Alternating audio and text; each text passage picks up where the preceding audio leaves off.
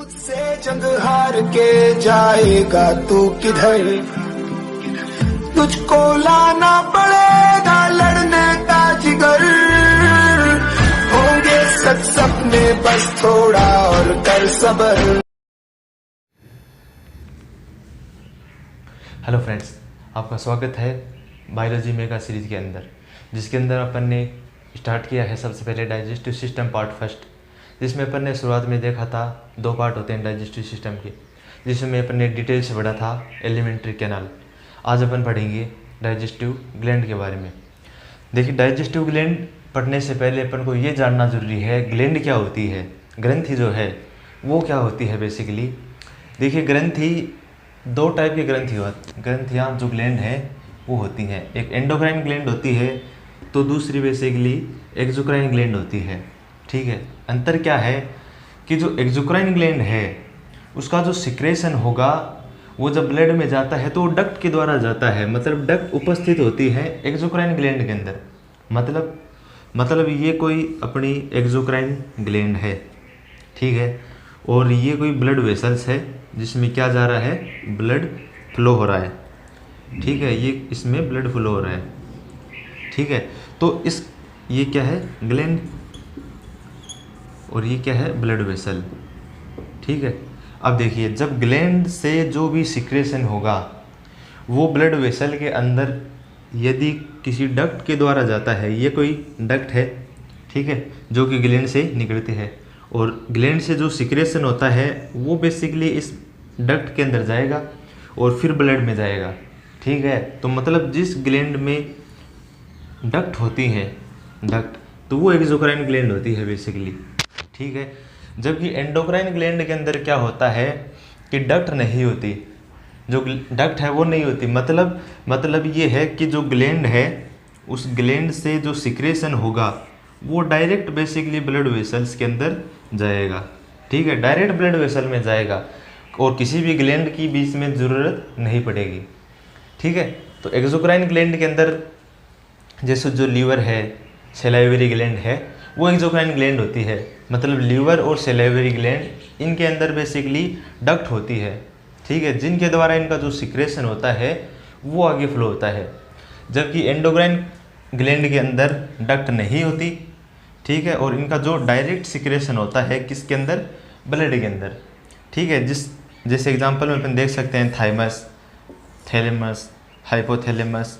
ठीक है, इसमें बेसिकली बहुत सारी एंडोक्राइन ग्लैंड हैं जिनका एक अलग से पूरा सेपरेट चैप्टर है, वो अपन पढ़ेंगे डाइजेस्टिव सिस्टम के बाद में। ठीक है, तो अपन ने देखा एंडोक्राइन, एक्सोक्राइन, ये बात हो गई ग्लैंड की। अब अपन पढ़ते हैं डाइजेस्टिव ग्लैंड। डाइजेस्टिव ग्लैंड में अपन ने क्या पढ़ा था कि बेसिकली 3 प्रकार की ग्लैंड होती हैं। एक अपन ने सेलाइवरी ग्लैंड पढ़ा था, और दूसरा अपन ने लीवर, और एक अपन ने देखा था तीसरी पेनक्रियाज। तो 3 प्रकार की ग्लैंड अपन ने देखी थी। ठीक है, और अपन ने ये देख लिया कि लीवर और सेलाइवरी ग्लैंड जो है वो बेसिकली एक्सोक्राइन ग्लैंड होती है, मतलब इसके अंदर डक्ट होती है। देखिए, जो डाइजेस्टिव ग्लैंड है ये अपना आज का टॉपिक है, जिसमें अपन डाइजेस्टिव ग्लैंड्स जो है वो बेसिकली पढ़ेंगे। ठीक है, तो इसके अंदर सबसे पहली कौन सी थी, सेलाइवरी ग्लैंड। ठीक है, सबसे पहली सेलाइवरी ग्लैंड है, या फिर हिंदी में अपन बोल सकते हैं लारीय ग्रंथियाँ, मतलब जिनसे लार का सिक्रेशन होता है, लारीय ग्रंथियाँ। देखिए, बेसिकली जो लारीय ग्रंथियाँ हैं, जो सेलाइवरी ग्लैंड्स हैं, वो नंबर में कितनी होती है, तो नंबर में ये 6 ग्लैंड होती है, नंबर 6 इन नंबर, और 3 टाइप्स। देखिए, ये क्वेश्चन एग्जाम में आता है, 3 टाइप्स ऑफ ग्लैंड, कि देखिए इसके अंदर 3 ग्लैंड नहीं होती, 3 प्रकार की ग्लैंड होती है। ठीक है, मतलब इसके अंदर टोटल 6 ग्लैंड होंगी।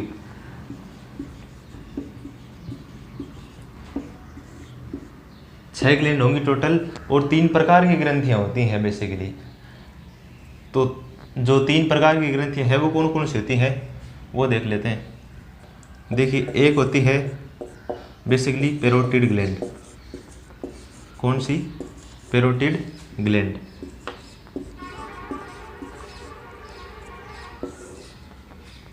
ये कहाँ पर होती है? बिलो द चिक।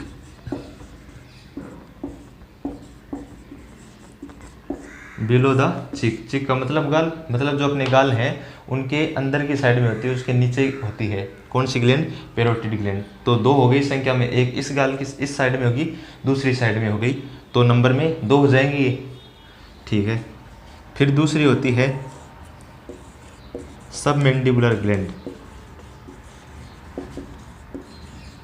सबमैंडिबुलर या फिर इसको बोलते हैं सबमैक्सिलर, सबमैक्सिलर ग्लैंड, सबमैक्सिलरी ग्लैंड, ठीक है। ये होती है सबमैंडिबुलर या फिर सबमैक्सिलरी ग्लैंड। ये कहाँ पर होती है? जो अपना जबड़ा जो होता है, ठीक है, उसके नीचे की साइड में होती है ये। तो एक इस साइड में हो जाएगी, एक इस साइड में हो जाएगी, ये भी 2 हो गई नंबर के अंदर, ठीक है। तीसरी ग्लैंड कौन सी होती है? तीसरी ग्लैंड होती है सबलिंगुअल ग्लैंड, सबलिंगुअल ग्लैंड। देखिए नाम में लिखा है सबलिंगुअल, लिंगुआ का मतलब होता है टंग, जीभ। तो ये ग्लैंड कहाँ पर होगी? जीभ के नीचे होगी, तो सबलिंगुअल ग्लैंड हो जाएगी। अब बेसिकली अपन को ये पता है कि जो सैलाइवरी ग्लैंड है ये बेसिकली एक्सोक्राइन ग्लैंड है। मतलब इन ग्लैंड्स के अंदर क्या होती हैं? डक्ट होती है। ये बेसिकली एक्सोक्राइन ग्लैंड है, मतलब इनके अंदर डक्ट होती है, और वो डक्ट के द्वारा इनका जो सिक्रेशन है वो बेसिकली बाद में आगे फ्लो होगा। तो कौन सी डक्ट होती हैं वो देख लेते हैं। सबसे पहले अपनी ग्लैंड है पैरोटिड ग्लैंड, जो कि बिलो द चिक, गाल के नीचे होती है, ठीक है। इसकी जो ग्लैंड है, सॉरी जो डक्ट है, उसको अपन बोलते हैं स्टेंसन डक्ट, स्टेंसन डक्ट, ठीक है। और जो सबमैंडिबुलर ग्लैंड है या फिर सबमैक्सिलरी ग्लैंड है, इसकी जो डक्ट है उसको अपन बोलते हैं वार्टन्स डक्ट, वार्टन्स डक्ट, ठीक है। और जबकि जो तीसरी ग्लैंड है सबलिंगुअल ग्लैंड, जो कि जीभ के नीचे होती है, उसके अंदर जो डक्ट होगी उसको अपन बेसिकली बोलते हैं रिविनस डक्ट, रिविनस डक्ट या फिर डक्ट ऑफ रिविनस, एक ही बात है, ठीक है। तो एग्जाम में ये पूछा जाता है कि जो वार्टन्स डक्ट है ये बेसिकली किस ग्लैंड की डक्ट है, या फिर जो स्टेंसन डक्ट है वो किस ग्लैंड की डक्ट है, ठीक है। तो ये तीनों याद करना है आपको, स्टेंसन डक्ट और वार्टन्स डक्ट और रिविनस डक्ट। बेसिकली ये किन किन की ग्लैंड है, और ये नंबर में 6 होती है, टाइप इनके 3 है, ठीक है। ये हो गई अपनी सैलाइवरी ग्लैंड। देखिए इन तीनों ग्लैंड से ही बेसिकली सैलाइवा का निर्माण होता है, ठीक है, या फिर लार का निर्माण होता है। और फिर वो लार क्या होती हैं? अपनी जो ओरल कैविटी जो होती है वहाँ पर आएंगी। मतलब ये जो तीनों ग्लैंड हैं ये आउटसाइड द ओरल कैविटी होती है, ठीक है। ये भी याद करना है, एनसीईआरटी में दे रखा है ये कि ये जो ग्लैंड है ये क्या होती हैं? Outside of oral cavity. ये कभी क्वेश्चन में आ जाता है कि ये जो डक्ट है, सॉरी ये जो ग्लैंड है ये आउटसाइड द ओरल कैविटी होती है। ये जो माउथ का जो पोर्शन है आगे वाला ओरल कैविटी होता है, ठीक है, जो कि ये तीनों gland outside the oral cavity पाई जाती है, ठीक है। ये बात हो गई अपनी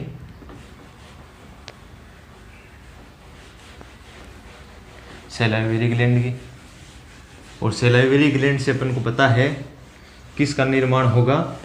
सैलाइवा का निर्माण होगा या फिर लार का निर्माण होगा, ठीक है। फिर अपन पढ़ते हैं जो बेसिकली पेनक्रियाज है, पेनक्रियाज पढ़ते हैं, पेनक्रियाज, ठीक है। देखिए पेनक्रियाज बेसिकली एक मिक्सोक्राइन ग्लैंड होती है, मिक्सोक्राइन ग्लैंड होती है।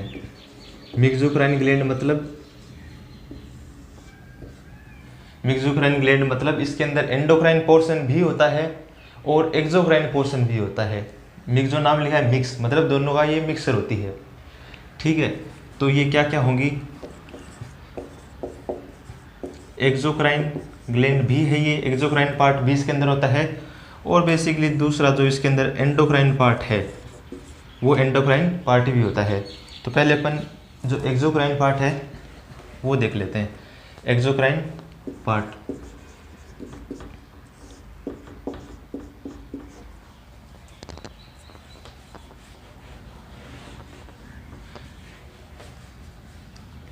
देखिए वहाँ पर जो लाइट आ रही है उसको आप इग्नोर कीजिएगा, क्योंकि आज थोड़ा मौसम ख़राब है इसलिए बल्ब ऑन है जिसके कारण वहाँ पर फोकस जा रहा है, तो उसको इग्नोर कीजिएगा। देखिए एक्सोक्राइन ग्लैंड जो पार्ट है, जो 99% पार्ट जो है वो बेसिकली एक्सोक्राइन पार्ट ही होता है, ठीक है।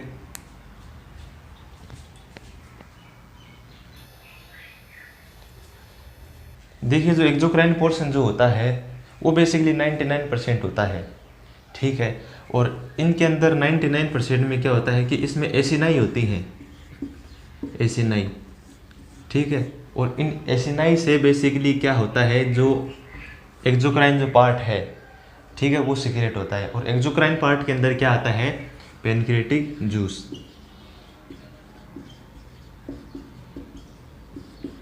पैनक्रियाटिक जूस जो है वो इसका एक्सोक्राइन पार्ट में आता है, या फिर एक्सोक्राइन पार्ट में जो एसिनाई जो होती हैं, सेल्स जो होती हैं एसिनाई, उनके द्वारा बेसिकली पैनक्रियाटिक जूस का सिक्रेशन होता है, ठीक है।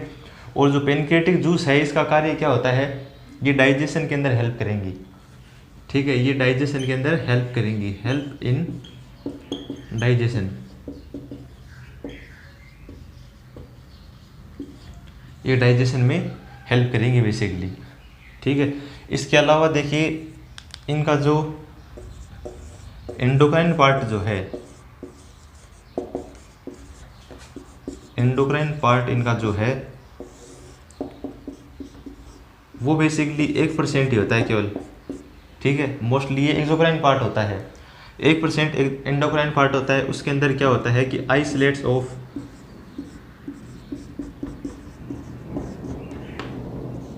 लैंगरहैंस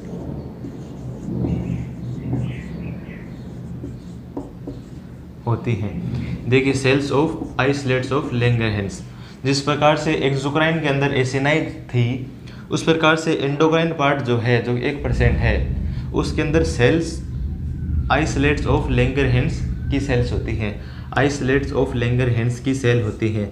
ये याद रखना है, एग्जाम में पूछते हैं कि जो एंडोक्राइन पार्ट है, एसिनाई है, वो किसका पार्ट है, एंडोक्राइन का पार्ट है या एक्सोक्राइन का पार्ट है। और जो cells of isolates of Langerhans है, ठीक है, ये किस का पार्ट है, एंडोक्राइन या फिर एक्सोक्राइन, किसका पार्ट है, तो ये पार्ट होता है एंडोक्राइन का, ठीक है। अब देखिए जो आइसोलेट्स ऑफ लैंगरहैंस हैं, इसको हिंदी में बोलते हैं लैंगरहैंस की द्वीपिकाएं, ठीक है। इनके अंदर बेसिकली कई प्रकार की सेल्स होती हैं, तो वो सेल्स अपन देखते हैं जिनसे क्या होगा, जो एंडोक्राइन पार्ट जो है, ठीक है, एंडोक्राइन पार्ट जो है उससे क्या होता है, देखिए जो एंडोक्राइन ग्लैंड है उनसे बेसिकली हार्मोन्स का सिक्रेशन होता है, ठीक है। तो इनकी जो सेल्स हैं उनसे भी क्या सिक्रेट होगा, हार्मोन सिक्रेट होगा, ठीक है। तो देखिएगा इसका जो एंडोक्राइन पार्ट जो है,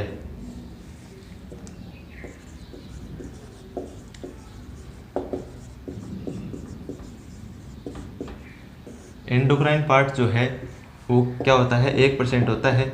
और इस एंडोक्राइन से क्या सिक्रेट होगा, हॉर्मोन्स, जो हॉर्मोन्स हैं उनका क्या होगा, सिक्रेशन होगा, ठीक है, हॉर्मोन्स का सिक्रेशन होगा इससे। अब देखिए इसके अंदर बेसिकली क्या क्या होता है, एक अल्फा सेल होती है, ठीक है, और एक बीटा सेल होती है, ठीक है, एक तीसरी होती है डेल्टा सेल। तो 3 प्रकार की सेल एंडोक्राइन पार्ट में होती है, ठीक है। अब देखिए जो अल्फा सेल है वो क्या करेंगी, अल्फा सेल से कुछ हार्मोन का सिक्रेशन होगा, ठीक है। कौन से हार्मोन का सिक्रेशन होगा, वो सिक्रेशन होता है, एक हार्मोन होता है जिसका नाम होता है ग्लूकेगोन, ग्लूकेगोन। इस ग्लूकेगोन नामक हार्मोन का सिक्रेशन किस पार्ट से होता है, अल्फा सेल से। जबकि जो बीटा सेल है, इससे किसका सिक्रेशन होगा? इंसुलिन का। इंसुलिन का सिक्रेशन किससे होता है? बीटा सेल से। जबकि जो डेल्टा सेल जो है उससे किसका सिक्रेशन होगा? सोमेटोस्टेटिन का। सोमेटोस्टेटिन, इसका सिक्रेशन होता है। ठीक है, एग्जाम में क्वेश्चन आता है कि इंसुलिन का सिक्रेशन पेनक्रियाज के किस पार्ट से होता है। ठीक है, तो आंसर क्या जाएगा कि इसका जो एंडोक्राइन पार्ट है उसके अंदर भी बीटा सेल से होता है। क्वेश्चन आता है कि ग्लूकेगॉन का सिक्रेशन किस पेनक्रियाज के किस पार्ट से होता है, तो एक्सोक्राइन भी ऑप्शन आएगा, एक्सोक्राइन से नहीं होगा। एंडोक्राइन ऑप्शन आएगा तो वो होगा, लेकिन एंडोक्राइन में भी कौन सी सेल होती है? बेसिकली अल्फा सेल होती हैं, जिनके द्वारा ग्लूकेगॉन का सिक्रेशन होता है। ठीक है, अब देखिए ग्लूकेगॉन का काम क्या होता है। ग्लूकेगॉन क्या करता है,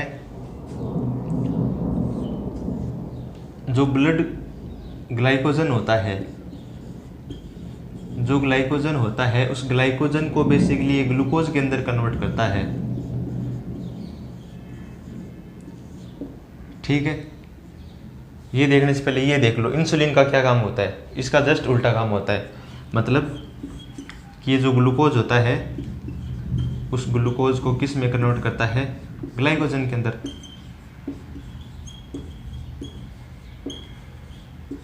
ठीक है, मतलब अपन जो भोजन लेते हैं, ठीक है, उसमें जो ग्लूकोज होता है वो ग्लूकोज जब ज़्यादा हो जाता है, जैसे कोई ज़्यादा खाना खाता है, कोई ज़्यादा मीठा खाना खाता है, फैट ज़्यादा लेता है, शुगर वगैरह ज़्यादा लेता है, ठीक है, तो उसके अंदर ग्लूकोज का अमाउंट क्या हो जाएगा? ज़्यादा हो जाएगा।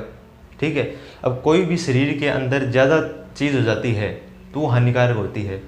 ठीक है, तो ये ग्लूकोज ज़्यादा हो जाए नहीं हो जाए, इसके लिए जो इंसुलिन है जो कि बीटा सेल से निकला है वो क्या करेगा कि ग्लूकोज को ग्लाइकोजन में कन्वर्ट कर देगा, और जो ग्लाइकोजन जो है वो स्टोर हो जाएगा। ग्लाइकोजन जो है वो बेसिकली स्टोरेज फॉर्म है,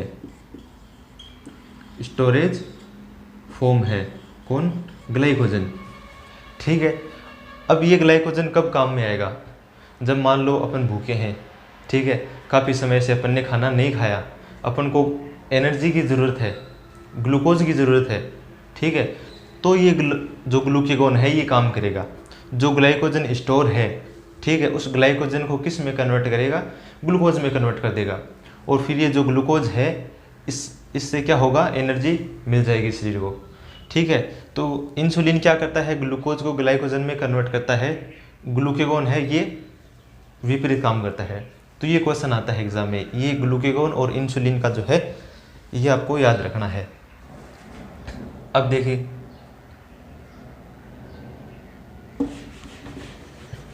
मान लो इंसुलिन की कमी हो गई, इंसुलिन की कमी हो गई तो इंसुलिन अपना काम नहीं कर पाएगा। ठीक है, इंसुलिन का काम अपन ने देख लिया कि जो शरीर में अतिरिक्त ग्लूकोज होती है उसको ये बेसिकली ग्लाइकोजन में कन्वर्ट करता है। ठीक है, मतलब जो इंसुलिन है जो कि कहाँ से सिक्रेट हुई? बीटा सेल से। ठीक है, इसका काम क्या होता है कि ये ग्लूकोज को किस में कन्वर्ट करता है? ग्लाइकोजन में। ये अपने देखा था अभी। ठीक है, अब मान लो इंसुलिन जो है उसकी कमी हो गई। ठीक है, तो ये जो अपना काम है प्रॉपरली नहीं कर पाएगा, मतलब ग्लूकोज जो है वो बेसिकली ग्लाइकोजन के अंदर कन्वर्ट नहीं हो पाएगा, ग्लाइकोजन के अंदर कन्वर्ट नहीं हो पाएगा। ठीक है, ग्लूकोज ग्लाइकोजन में जब कन्वर्ट ही नहीं हो पाएगा तो बेसिकली ग्लूकोज का जो अमाउंट है वो क्या हो जाएगा? शरीर में बढ़ जाएगा। मतलब कि ब्लड के अंदर जो ग्लूकोज लेवल है वो क्या हो जाएगा? ब्लड के अंदर जो ग्लूकोज का लेवल है वो इंक्रीज हो जाएगा। ठीक है, इसके कारण क्या हो जाता है? डायबिटीज़। तो अपन बोलते हैं ना डायबिटीज़ हो गई, मधुमेह हो गया। ठीक है, तो वो इंसुलिन की कमी के कारण होता है, जिससे बेसिकली ग्लूकोज ग्लाइकोजन में कन्वर्ट नहीं हो पाएगा, तो ब्लड के अंदर जो ग्लूकोज है उसका अमाउंट बढ़ जाएगा। ठीक है, तो इससे क्या होता है? डायबिटीज़। इस डिजीज़ को अपन बोलते हैं डायबिटीज़। अब डायबिटीज़ भी दो प्रकार की होती है, लेकिन जो इंसुलिन की कमी से जो डायबिटीज़ होगी उसको अपन बोलते हैं डायबिटीज़ मेलाइटस, डायबिटीज़ मेलाइटस बोलते हैं। ठीक है, तो ये हो गया इसका। अब यहाँ पर ग्लूकोज क्या हो गया, ज़्यादा हो गया, इसको अपन क्या बोलेंगे, हाइपरग्लाइसीमिया। इसको अपन क्या बोलेंगे, हाइपरग्लाइसीमिया।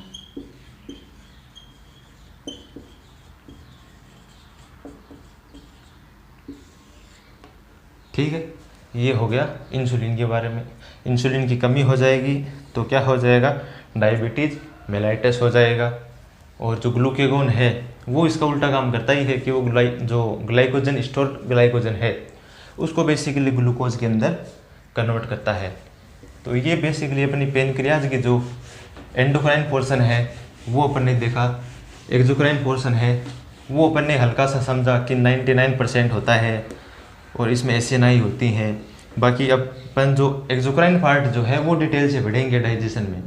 ठीक है, क्योंकि उससे जो पेनक्रियाटिक जूस का जो सिक्रेशन होता है उससे बेसिकली डाइजेशन होता है, तो वो ज़रूरी है, तो वो पढ़ेंगे अपन इस चैप्टर में डिटेल से। ठीक है, ये हो गया अपना पेनक्रियाज। अब अपन पढ़ लेते हैं लीवर। सैलिवरी ग्लैंड हो गई, पेनक्रियाज हो गया, अब अपन लीवर पढ़ेंगे।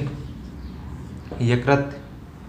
देखिए जो लीवर जो है वो बेसिकली एक एडल्ट ह्यूमन की, एक जो एडल्ट ह्यूमन है उस एडल्ट ह्यूमन की बेसिकली लार्जेस्ट ग्लैंड होती है। कौन सी, लीवर। मतलब एडल्ट ह्यूमन के अंदर एक वयस्क आदमी है, ठीक है, उसमें जो सबसे बड़ी ग्रंथि जो होती है वो लीवर होती है। फिर तो भाई बड़ी ग्रंथि है तो वेट भी ज़्यादा होगा। ठीक है, तो इसका जो वेट होता है, जो वज़न जो होता है वो बेसिकली 1.2 से लेकर 1.5 केजी तक होता है, किलोग्राम तक होता है। 1.5 से 1.2 से 1.5 केजी तक होता है। इसमें बेसिकली 2 लोब होते हैं, 2 लोब्स। एक राइट लोब होगा, ठीक है, दूसरा लेफ्ट लोब होता है, लेफ्ट लोब। मतलब जब आप मेडिकल कॉलेज में जाओगे वहाँ पर जब आपको डिसेक्शन करवाएंगे, मतलब जो ऑर्गन्स हैं, जो लीवर है, जब आपको शरीर से बाहर निकाल कर दिखाएंगे, ठीक है, तब उसमें बेसिकली जो लीवर है उसके 2 पार्ट होते हैं। एक छोटा, एक तो राइट साइड में होता है और एक थोड़ा लेफ्ट साइड में होता है। ठीक है, जो राइट साइड वाला पार्ट जो है वो बेसिकली साइज में बड़ा होता है, मतलब इन दोनों में से जो बड़ा पार्ट है वो राइट वाला होता है, जबकि लेफ्ट वाला पार्ट जो है वो छोटा होता है। मान लीजिए इस प्रकार सा कुछ ट्रायंगल शेप में से ऐसा कुछ लीवर होता है। ठीक है, तो यहाँ पर कुछ इस प्रकार का होता है। ये देखो, ये कौन सा पार्ट है, ये इसका राइट पार्ट है और ये इसका लेफ्ट पार्ट है। ठीक है, तो जो बड़ा पोर्शन कौन सा है, राइट वाला बड़ा है, लेफ्ट वाला छोटा है। ठीक है, तो राइट लोब जो होता है वो बड़ा होता है, लेफ्ट लोब छोटा होता है। ठीक है, इसके अलावा इस प्रकार से लीवर होता है। लीवर के बाहर की तरफ एक कनेक्टिव टिश्यू की लेयर होती है। ये बेसिकली कुछ कनेक्टिव टिश्यू की इस प्रकार से लेयर होती है। ठीक है, पूरे लीवर में होती है। इस कनेक्टिव टिश्यू की जो लेयर है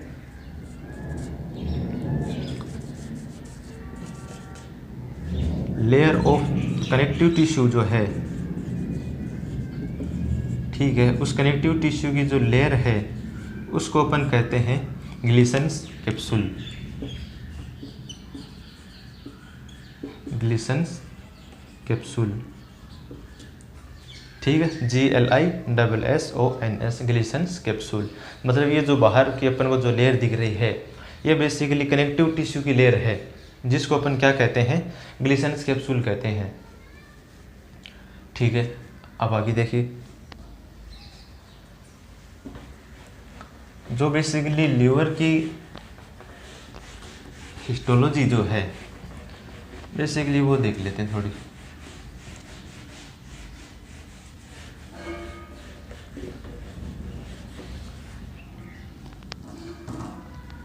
देखिए, जो लीवर की फंक्शनल एंड स्ट्रक्चरल यूनिट जो होती है वो क्या होती है, structural and functional unit of liver. Liver की जो स्ट्रक्चरल संरचनात्मक और क्रियात्मक इकाई जो है, स्ट्रक्चरल और फंक्शनल यूनिट जो है, वो क्या होती है? Hepatic lobules. हिपेटिक लोब्यूल्स, ठीक है। ये क्वेश्चन एग्जाम में कई बार आ चुका है कि लीवर की संरचनात्मक और क्रियात्मक जो संरचनाएं हैं या जो यूनिट है वो क्या होती हैं? हिपेटिक लोब्यूल्स होती हैं। देखिए हिपेटिक लोब्यूल्स पढ़ते हैं। देखिए हिपेटिक लोब्यूल्स बेसिकली क्या है? ये बेसिकली कुछ इस प्रकार की सी संरचना होती है। एक बेसिकली एक हेक्सागोनल टाइप की स्ट्रक्चर होती है। अपन पढ़ रहे हैं हिपेटिक लोब्यूल।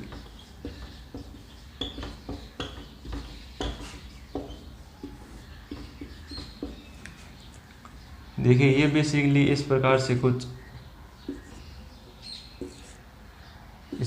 कुछ स्ट्रक्चर होती है, हेक्सागोनल टाइप की सी कुछ स्ट्रक्चर होती है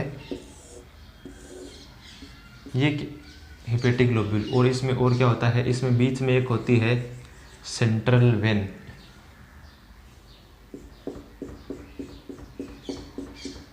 और ये जो है ये सेल्स हैं बेसिकली। इन सेल्स को अपन बोलते हैं हिपेटोसाइट। इन सेल्स को अपन हिपेटोसाइट्स बोलते हैं, ठीक है। तो ये सेल्स, बहुत सारी सेल्स होती हैं इस प्रकार से, ठीक है। तो इन सेल्स को अपन नाम देंगे हिपेटोसाइट्स, ठीक है। देखिए ये जो बाहर वाला जो पोर्शन है ये, इसमें क्या हो जाएगा? वही कनेक्टिव टिश्यू। कनेक्टिव टिश्यू क्या था? ग्लिसन्स कैप्सूल, ठीक है। तो ये भी क्या हो जाएगा? बेसिकली ग्लिसन्स कैप्सूल हो जाएगा, जो बाहर वाली इसकी कवरिंग है जो अपन अभी बना रहे हैं, ठीक है। तो देखिए ये क्या है? Hepatic globule. ये क्या है? बीच में सेंट्रल वेन। ये क्या है? हिपेटोसाइट्स। और ये जो है बाहर की तरफ ये राउंड, यहाँ पर बेसिकली 3 स्ट्रक्चर्स होती हैं इसके अंदर। इसके अंदर बेसिकली 3 स्ट्रक्चर्स होती हैं। देखिए इसको थोड़ा बड़ा कर देता हूँ, जिसके कारण इसमें जो स्ट्रक्चर्स अपन बनाएंगे 3, वो आपको समझ में आ जाए। ये देखो ये 3 स्ट्रक्चर्स है इसके अंदर, ठीक है। इन तीनों स्ट्रक्चर को क्या क्या कहते हैं? पहले ये जो कंप्लीट डायग्राम है ये हिपेटिक ग्लोब्यूल का है, ठीक है। इसके अलावा ये जो बाहर वाला है ये अपन को पता है क्या है? ग्लिसन्स कैप्सूल, ठीक है। इसके अलावा ये जो सेल्स जो दिख रही हैं अपन को, इन सेल्स को बोलते हैं हिपेटोसाइट्स। हिपेटोसाइट्स। देखिए जो लीवर की जो सेल्स हैं, देखिए लीवर को बेसिकली मेडिकल लैंग्वेज में हिपेटिक कहते हैं, ठीक है। इसलिए हिपेटिक ग्लोब्यूल और लीवर की सेल्स हैं, ठीक है। तो हिपेटोसाइट्स हो गई, सेल्स को अपन साइट्स बोलते हैं, तो हिपेटोसाइट्स हो गई। इसके अलावा इसमें जो इसका जो बीच वाला पोर्शन है इसको अपन बोलते हैं सेंट्रल वेन। क्या कहते हैं? Central vein. बीच में है इसलिए सेंट्रल नाम हो गया, सेंट्रल वेन हो गई, ठीक है। इसके अलावा ये जो 3 स्ट्रक्चर्स हैं, ये जो पूरा है इसको अपन पूरे को बोलते हैं portal triad. Portal triad, portal triad, ठीक है। देखिए ट्रायड का मतलब 3 स्ट्रक्चर है, इसलिए नाम दे दिया ट्रायड, ठीक है। 3 कौन कौन सी हैं वो देख लेते हैं। एक होती है बेसिकली आर्टरी, एक होती है वेन, ठीक है। जबकि एक होती है बाइल डक्ट। Bile duct. अब ये देखिए जो आर्टरी जो है वो बेसिकली हिपेटिक आर्टरी होती है। कौन सी आर्टरी होती है? Hepatic artery. वेन जो है वो पोर्टल वेन होती है, पोर्टल वेन। हिपेटिक आर्टरी और पोर्टल वेन होती है, जबकि ये कौन सी होती है? बाइल डक्ट होती है बेसिकली, ठीक है। तो इनमें क्या होगा? देखिए हिपेटिक आर्टरी, पोर्टल वेन और बाइल डक्ट, ये 3 चीज़ें होती हैं। इसके अलावा ये जो बीच वाला जो गैप अपन को दिख रहा है इसको बोलते हैं हिपेटिक साइनोसाइड। हिपेटिक साइनोसॉइड, ठीक है। और इन हिपेटिक साइनोसॉइड्स के अंदर कुछ सेल्स होती हैं, ठीक है। उन सेल्स को अपन क्या कहते हैं, यहाँ पर जो हिपेटिक साइनोसॉइड्स हैं इसके अंदर, और जो लीवर की ये जो सेल्स हैं ये बेसिकली मैक्रोफेज सेल्स होती हैं।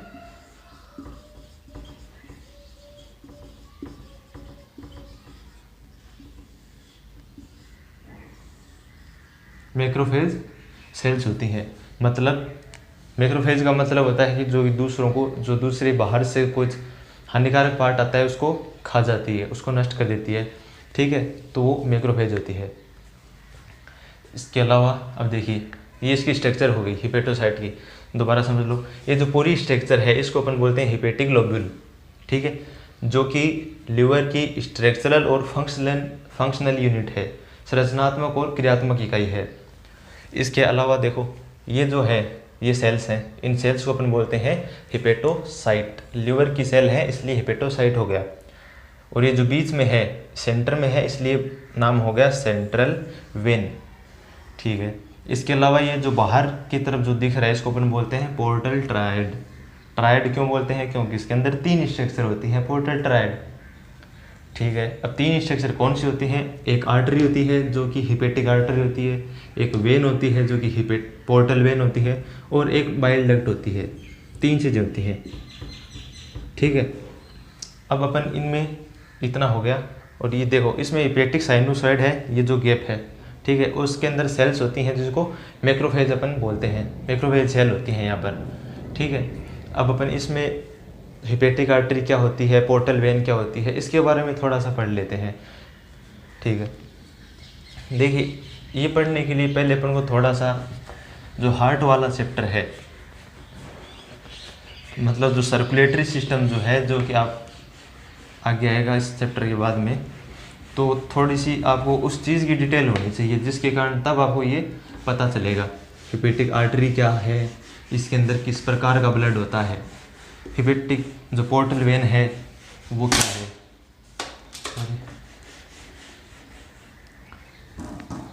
देखिए अपन ये मान लीजिए ब्लड हार्ट है, ये क्या है, हृदय, हार्ट, ठीक है। अब हार्ट का ये जो पोर्शन है ये हो जाएगा लेफ्ट, ये हो जाएगा राइट, ये लेफ्ट और ये राइट, ठीक है। ऊपर वाला जो पोर्शन है वो एट्रियम होता है, पता है अपन को, नीचे वाला पोर्शन जो है वो वेंट्रिकल होता है। देखिए हार्ट के अंदर बेसिकली 4 चैम्बर होते हैं, 2 एट्रियम होते हैं, 2 नीचे वेंट्रिकल होते हैं। एट्रियम ऊपर होता है, वेंट्रिकल नीचे होता है, ठीक है। अब देखिए लेफ्ट वेंट्रिकल से ब्लड निकलेगा, ठीक है, और शरीर की सभी सेल्स के अंदर जाएगा, मतलब ऑल टिश्यू। ऑल टिश्यू का मतलब क्या है कि जिसमें लीवर भी आएगा, पेनक्रियाज भी आएगा, ठीक है, एलिमेंट्री कैनाल है वो भी आएगी, ठीक है, और इसके अलावा जो स्प्लीन वगैरह है वो भी आएगी।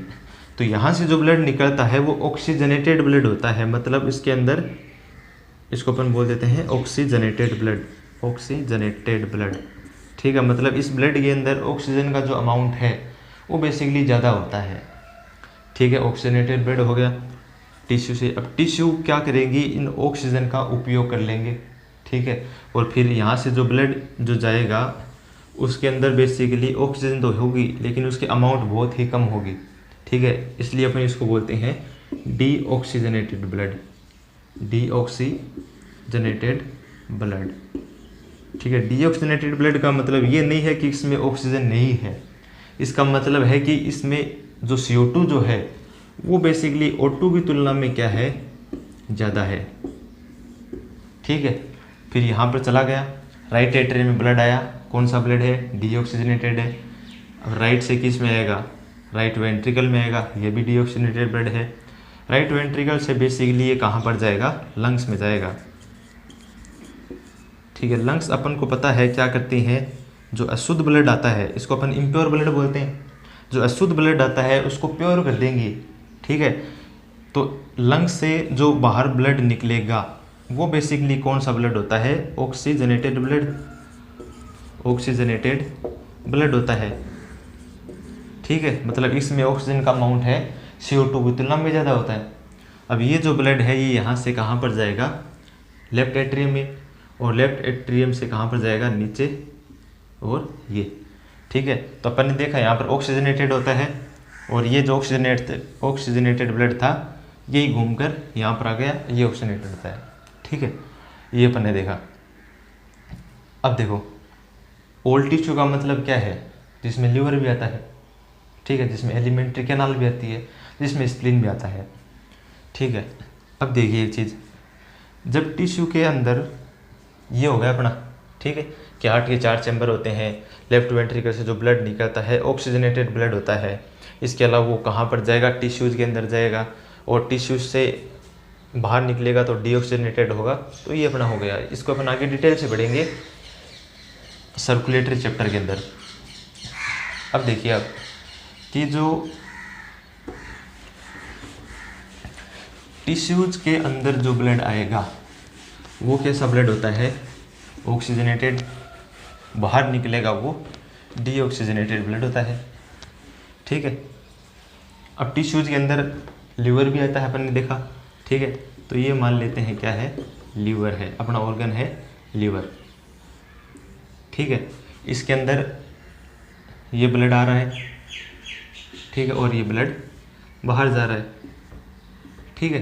तो जो ब्लड, जो आर्टरी, मतलब जो ब्लड लाती है उसको अपन बोलते हैं आर्टरी, ठीक है, और जो इससे ब्लड दूर ले जाती है उसको अपन बोलते हैं वेन, ठीक है। अब बेसिकली अपन लिवर को क्या बोलते हैं, हिपेटिक बोलते हैं, ठीक है। तो ये आर्टरी लिवर की आर्टरी है, इसलिए अपन इसको बोलेंगे हिपेटिक आर्टरी, ठीक है। और ये वेन भी किसकी है, लिवर की वेन है, तो इसको अपन बोलेंगे हिपेटिक वेन, ठीक है। तो ये हो गई हिपेटिक आर्टरी और हिपेटिक वेन। हिपेटिक आर्टरी के अंदर जो ब्लड होता है वो कैसा होता है, देखिए ये इसमें ब्लड लेके आ रहा है, इसलिए आर्टरी के अंदर ब्लड बेसिकली ऑक्सीजनेटेड होता है। एक दो एक्सेप्शन है वो अपन उस चैप्टर में डिटेल से पढ़ेंगे।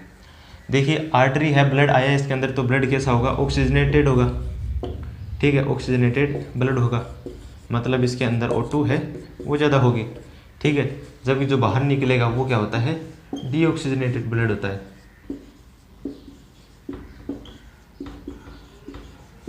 ठीक है। यहाँ पर ऑक्सीजनेटेड और डीऑक्सीजनेटेड ब्लड होगा, ये हो गई इसकी बात। अब देखिए अपन ने पोर्टल वेन है, पोर्टल वेन क्या होती है, ये मान लीजिए एलिमेंट्री कैनाल है, एलिमेंट्री कैनाल पढ़ी थी अपन ने, ठीक है, वही एलिमेंट्री कैनाल है, या फिर स्प्लीन है, स्प्लीन ऑर्गन है जो अपन पढ़ेंगे, ठीक है।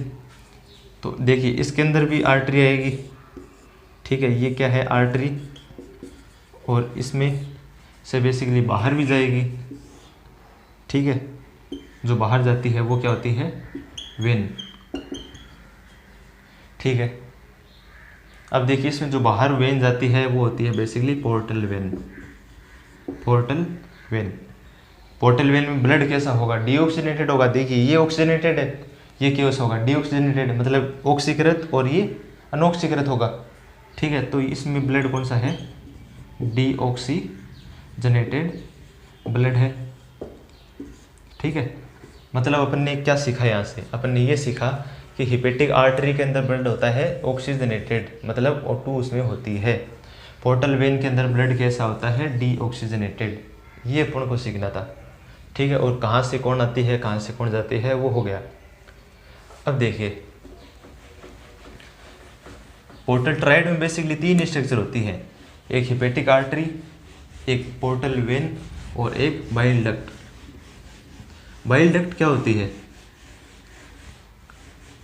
बाइल डक्ट क्या होती है, वो बाइल डक्ट देख लेते हैं, बाइल डक्ट क्या होती है। देखिए अपन जो चीज़ें पढ़ रहे हैं वो सारी एनसीईआरटी में दी हुई हैं, ठीक है, ये कोई बाहर की चीज़ें नहीं पढ़ा रहा हम आपको, एनसीईआरटी में दी हुई हैं ये सारी चीज़ें। अब देखो एनसीईआरटी अपन को कंप्लीट समझ में आ जाए या फिर पूरी एनसीईआरटी अपन को याद हो जाए ना, वही बहुत बड़ी बात है, क्योंकि अब इतनी सारी अपन चीज़ें पढ़ रहे हैं, एनसीईआरटी में दे रखी हैं ये, इसलिए बाहर जाने का मतलब ही नहीं है, एनसीईआरटी पढ़ो वही बहुत है अपने लिए, ठीक है। तो अपन बाइल डक्ट देख लेते हैं क्या होती है। देखिए लीवर अपन ने ये पढ़ा था शुरुआत में कि ये क्या है, थी ईसोफेगस, और ईसोफेगस से ये जो है ये होता है स्टमक, और स्टमक से अपन ने ये पढ़ी थी बाद में ड्यूडेनम, और ये आगे जजनम और इलियम थी। ठीक है, अब देखिए बेसिकली क्या होता है कि यहाँ पर होता है जैसे लीवर। ठीक है, लीवर के अंदर क्या आ जाएगा, आएगी ये राइट लोब होता है, एक लेफ्ट लोब होता है, देखा था अपन ने। बाहर ग्लिसन्स कैप्सूल होता है, वो भी देखा था अपन ने। अब देखिए लीवर से जो डक्ट निकलेंगी उनको बोलते हैं अपन हिपेटिक डक्ट। ठीक है, एक राइट पार्ट से निकलेगी, देखिए एक राइट पार्ट से डक्ट निकली है, ठीक है, और एक लेफ्ट पार्ट से डक्ट निकली है, इनको अपन बोलते हैं हिपेटिक डक्ट। देखिए ये बेसिकली क्या है, लीवर का राइट और लेफ्ट लोब दोनों अलग अलग लोब से हिपेटिक डक्ट निकलती है। हिपेटिक डक्ट जो राइट लोब से निकलेगी वो हो जाएगी राइट हिपेटिक डक्ट, और जो लेफ्ट लोब से निकलेगी उसका नाम हो जाएगा लेफ्ट हिपेटिक डक्ट। राइट और लेफ्ट हिपेटिक डक्ट हो जाएगी। ठीक है, अब देखिए जो लीवर है, ठीक है, जब आप मेडिकल कॉलेज में जाओगे तो वहाँ पर जब आपको लीवर का डिसेक्शन करवाएंगे, मतलब लीवर जब आपको दिखाएंगे तो वहाँ पर लीवर के जो नीचे की साइड है, मतलब पोस्टीरियर इंफीरियर साइड है उसकी, मतलब आपने लीवर को हाथ में ले लिया, ठीक है, फिर उसको पीछे से देखोगे और उसको नीचे की साइड में देखोगे तो वहाँ पर एक ग्रीन कलर की स्ट्रक्चर होती है, उसको अपन बोलते हैं गाल ब्लैडर। ठीक है, तो वो गाल ब्लैडर जो है इसके नीचे जुड़ी हुई होती है। ठीक है, तो गाल ब्लैडर। अब देखिए जिस प्रकार से लीवर से जो डक्ट निकलती है उसको नाम हिपेटिक डक्ट देते हैं। ठीक है, उस प्रकार से गाल ब्लैडर से जो डक्ट निकलेगी, ये डक्ट निकल रही है, उसको अपन बोलते हैं सिस्टिक डक्ट। ठीक है, अब देखिए यहाँ पर अलग अलग थी राइट और लेफ्ट हिपेटिक डक्ट, दोनों यहाँ पर मिल जाएंगी तो इनका नाम हो जाएगा, ये कॉमन हो जाएंगी।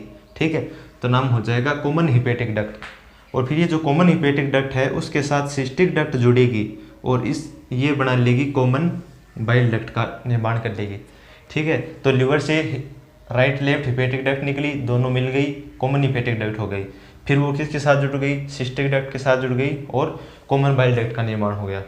ठीक है, तो आज का लेक्चर थोड़ा बड़ा हो गया, इसलिए ये जो बाइल डक्ट है ये आगे जाकर कहाँ पर ओपन होगी और किसके साथ जुड़ेगी वो अपन कल के लेक्चर में पढ़ेंगे। ठीक है, तो कंप्लीट लेक्चर देखो, वीडियो देखो, आपको कंटिन्यू मैं प्रोवाइड करवा रहा हूँ। फिर उसको देखने के बाद में एनसीईआरटी ज़रूर पढ़ें। ठीक है, और एनसीईआरटी पढ़ोगे कंप्लीट समझ में आएगी, क्योंकि कंप्लीट एनसीईआरटी पढ़ा रहा हूँ मैं। और फिर भी कोई दिक्कत हो तो नीचे कमेंट बॉक्स आपका ही है। ठीक है, कमेंट बॉक्स में कमेंट कीजिए, कोई डाउट हो तो डाउट पूछिए, और वीडियो पसंद आया हो तो लाइक करो, अपने दोस्तों के साथ शेयर करो और चैनल को सब्सक्राइब करो, जिसके कारण सभी वीडियोज़ आपके पास आ सकें। देखिए बेसिकली क्या है, जो सीबीएसई 12th का एग्ज़ाम है वो तो कैंसिल हो चुका, इसलिए ये नहीं है कि हम ये नहीं पढ़ेंगे। देखो आपके पास एक अपॉर्चुनिटी है नीट का एग्ज़ाम करने की, तो आप नीट के एग्ज़ाम के लिए अब तैयारी करो ना, आपके पास एक्स्ट्रा टाइम मिल गया है। आपको जो सीबीएसई का जो थ्योरी का जो पेपर था वो नहीं देना पड़ेगा। ठीक है, इसलिए आप जो बायोलॉजी पढ़ा रहा हूँ बायोलॉजी पढ़ो, ठीक है, और नीट का एग्ज़ाम दो। ठीक है, इसलिए ये हो गया, और अपन मिलते हैं अगले लेक्चर में, तब तक के लिए जय हिंद।